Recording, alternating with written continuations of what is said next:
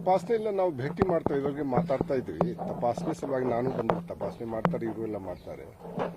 ನಾವು ಅವ್ರಿಗೆ ಎಲ್ಲರಿಗೆ ಏನು ಸಮಸ್ಯೆಗಳು ಇದೆ, ಏನು ಯಾವ ರೀತಿ ಮಾಡ್ತಾ ಇದ್ದಾರೆ ಅದೆಲ್ಲ ವಿಚಾರಣೆ ಮಾಡಕ್ಕೆ ಬಂದಿದ್ದೇನೆ. ಕೈದಿಗಳು ಅಂತ ಏನು ಸಮಸ್ಯೆ ಅವರು ಹೇಳಿಲ್ಲ. ಅದು ಸಾಮಾನ್ಯವಾಗಿ ಸಮಸ್ಯೆ ಒಂದು ಇದೆ, ಇಲ್ಲಿ ಡಾಕ್ಟರ್ದೊಂದು ಸಮಸ್ಯೆ ಇದೆ.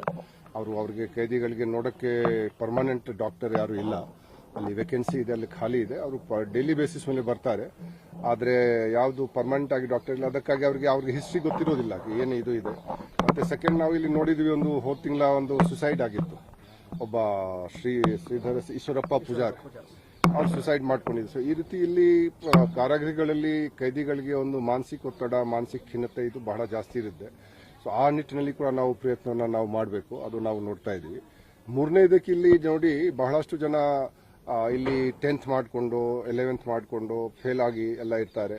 ಸೊ ನಾವು ಈಗ ಯಾರಿಷ್ಟು ಜನ ಎಲ್ಲ ಇರ್ತಾರೆ ಅವ್ರಿಗೆ ಒಂದು ವಿದ್ಯಾಭ್ಯಾಸ ಮಾಡೋಕ್ಕೆ ಕರ್ನಾಟಕ ಸ್ಟೇಟ್ ಓಪನ್ ಯೂನಿವರ್ಸಿಟಿ ಅವ್ರ ಜೊತೆಗೆ ಕೈ ಜೋಡಿಸ್ಬಿಟ್ಟು, ಆನಂತರ national institute of open school ಯಾರು ಬಹಳ 5ನೇ ಕ್ಲಾಸ್ ಅಂತ ಓದೇ ಇಲ್ಲ, ಅವರು 5 ವರ್ಷದಿಂದ ಎಲ್ಲ ಕಾರಾಗೃಹದಲ್ಲಿದ್ದಾರೆ. ಸೊ ಅಟ್ಲೀಸ್ಟ್ ಈ ಕಾಲ ಏನಿದೆ ಸ್ವಲ್ಪ ಸದುಪಯೋಗ ಅವ್ರಿಗೆ ಆಗಲಿ, ಸ್ವಲ್ಪ ನಾಳೆ ಅವರು ಸ್ವಲ್ಪ ಅವ್ರಿಗೆ ಬುದ್ಧಿ ಆಗಲಿ, ಮತ್ತೆ ಕೆಲವು ಒಳ್ಳೆ ಯೋಚನೆಗಳು ಬರಲಿ ಅವರಿಗೆ.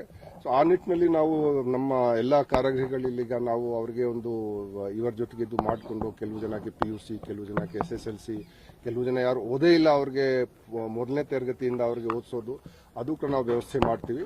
ಮತ್ತೆ ನಾರ್ಕೋಟಿಕ್ ಸಬ್ಸ್ಟಾನ್ಸಸ್ ಮತ್ತೆ ಮೊಬೈಲ್ ಏನಿದೆ ಅದು ಹಾವಳಿ ಬಹಳ ದಿವಸದಿಂದ ನಮ್ಮ ಕಾರಾಗೃಹಗಳಲ್ಲೆಲ್ಲ ಇದೆ. ಅದರ ಬಗ್ಗೆ ನಾವು ತಾಕೀತು ಮಾಡಲಿಕ್ಕೆ ಅದೆಲ್ಲ ಇದು ಆಗಬೇಕು. ಇನ್ನೂ ನಮ್ಗೆ ಅನಿಸಿಕೆ ಸ್ವಲ್ಪ ಪ್ರಮಾಣದಲ್ಲಿ ಇನ್ನೂ ಇರಬೇಕು, ಈ ಕದ್ದು ಮುಚ್ಕೊಂಡು ಕೆಲವು ಕಡೆ ಇರಬೇಕು. ಸೊ ಈಗ ನಾವು ನಾರ್ಕೋಟಿಕ್ ಸಬ್ಸ್ಟಾನ್ಸಸ್ ಸಲುವಾಗಿ ಈಗ ನಾವು ಯಾರು ಈಗ ಕಾರಾಗೃಹಕ್ಕೆ ಅಡ್ಮಿಷನ್ ಸಲುವಾಗಿ ಬರ್ತಾರೆ ಹೊಸ ಕೈದಿಗಳು, ಅವ್ರದ್ದು ನಾವು ಡಾಕ್ಟರ್ ಕಡೆಯಿಂದ ಅವ್ರಿಗೆ ಟೆಸ್ಟ್ ಮಾಡಿಸ್ತೀವಿ. ಅವ್ರಿಗೆ ಏನಾದ್ರು ಸೇವನೆ ಮಾಡ್ತಾ ಇದ್ರು, ಏನು ಮಾಡ್ತಾ ಇದ್ರು ಅದನ್ನು ನಾವು ಮಾಡ್ತೀವಿ.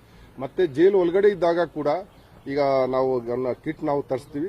ಕಿಟ್ ತರಿಸ್ಕೊಂಡು ಎಲ್ಲರದ್ದು ಒಂದು ರ್ಯಾಂಡಮ್ ಆಗಿ ಸುಮ್ಮನೆ ಯಾರ ಮೇಲೆ ಒಂದು ಗುಮಾನಿ ಬರುತ್ತೆ, ಯಾರ ಮೇಲೆ ಒಂದು ಸಂಶಯ ಬರುತ್ತೆ, ಅವ್ರದ್ದು ನಾವು ಟೆಸ್ಟ್ ಮಾಡ್ತೀವಿ. ಮತ್ತೆ ಹೋಗುವಾಗ ಕೂಡ ಅದು ಟೆಸ್ಟ್ ಮಾಡ್ತೀವಿ. ಏನಾದರೂ ಇಲ್ಲಿ ಇದ್ದಾಗ ಏನಾದರೂ ಕನ್ಸ್ಯೂಮ್ ಮಾಡಿದರೆ ಅದು ಆಗಿದ್ರೆ ಅವ್ರ ಮೇಲೆ ಒಂದು ಅಪರಾಧಿಕ ಪ್ರಕರಣ ಆಗುತ್ತೆ. ಸೊ ನಾವು ಇದು ಮಾದಕ ದ್ರವ್ಯದ್ದು ಎಲ್ಲ ಸೇವನೆ ಇದೆ, ಅದು ಕೂಡ ನಿಲ್ಲಿಸಲಿಕ್ಕೆ ನಾವು ಪ್ರಯತ್ನ ನಾವು ಮಾಡ್ತಾ ಇದ್ವಿ.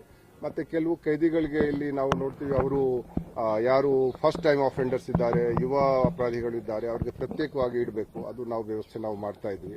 ಮತ್ತೆ ನಾವಿಲ್ಲಿ ಜಾಮರ್ದು ಏನಿದೆ ವ್ಯವಸ್ಥೆ ನಮ್ಮ ಪ್ರಕಾರ, ಜಾಮರ್ದು ಏನೀಗ ಇದೆ ಪರಿಸ್ಥಿತಿ, ಸೊ ಅದು ಎಲ್ಲ ಇದೆ. ಸೊ ನಾವು ಅದು TCL ಅವ್ರಿಗೆ ಆ ಸಮಸ್ಯೆ ಎಲ್ಲ ಕಡೆದು ಇನ್ನೂ ಪೂರ್ತಿ ಪರಿಹಾರ ಆಗಿಲ್ಲ. ನಾವು ಅದರ ಬಗ್ಗೆ ಬಹಳ ಪ್ರಯತ್ನ ನಾವು ಮಾಡ್ತಾನೆ ಇದ್ವಿ. ನಿನ್ನೆ ಕೂಡ ಬೆಳಗಾಂನಲ್ಲಿ ಕೂಡ ಅದೇ ಸಮಸ್ಯೆ ಇತ್ತು. ಇಲ್ಲಿ ಕೂಡ ನಾವು ಹೇಳ್ತಾ ಇದ್ವಿ ಆ ಜಾಮರ್ ಬಗ್ಗೆ ಅವ್ರಿಗೆ ಸಮಸ್ಯೆ ಆಗಬಾರ್ದು. ಸೊ ನಾವಿಲ್ಲ ಇದು ನಾವು ನೋಡೋಣ. ಸೊ ನಾವು ಕೆಲವು ಪ್ರಯತ್ನಗಳು ನಾವು ಮಾಡ್ತಾ ಇದ್ದೀವಿ.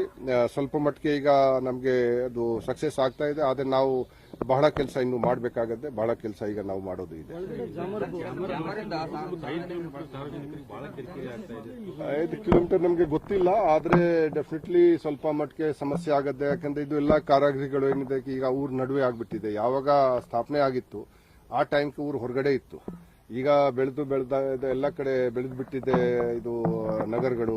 ಈ ಬೆಳಗಾವಿಯಲ್ಲಿ ಕೂಡ ಅಷ್ಟೇ ಇದೆ, ಇಲ್ಲಿ ಕೂಡ ಅಷ್ಟೇ ಇದೆ, ಬಳ್ಳಾರಿ ಕೂಡ ಅಷ್ಟೇ ಇದೆ, ಕಲಬುರಗಿ ಕೂಡ ಅಷ್ಟೇ ಇದೆ. ಎಲ್ಲ ನಗರ ಸುತ್ತಮುತ್ತಲ ಮನೆಗಳು ಬಂದ್ಬಿಟ್ಟಿದೆ. ಈಗ ನಾವು ಪರಿಶೀಲನೆ ಮಾಡಬೇಕು, ಅವ್ರಿಗೆ ಏನು ತೊಂದರೆ ಆಗ್ತಾ ಇದೆ ಅದು ಕಡಿಮೆ ಮಾಡೋಕ್ಕೆ ನಾವು ಪ್ರಯತ್ನ ನಾವು ಮಾಡ್ತೀವಿ. ಆದರೆ ಇಲ್ಲಿ ಅವ್ರಿಗೆ ಸಿಗಬಾರ್ದು, ಅದು ಕೂಡ ನಾವು ನೋಡಬೇಕಾಗತ್ತೆ. ಸೊ ಅದು 2 ಪಕ್ಷ ನಾವು ನೋಡಿಕೊಂಡು ನಾವು ಕ್ರಮ ತಗೊಳ್ತೀವಿ. ಅಗ್ರಿಕಲ್ಚರ್ ಮಾಡ್ತಾರೆ ಸರ್, ಆಮೇಲೆ ಒಳಗಡೆ ದನ ಇದಾವೆ ಸರ್, ಹಾಲನ್ನ ಉತ್ಪಾದನೆ ಆದಂತ ಹಾಲನ್ನ ಏನ್ ಮಾಡ್ತಾರೆ ಸರ್?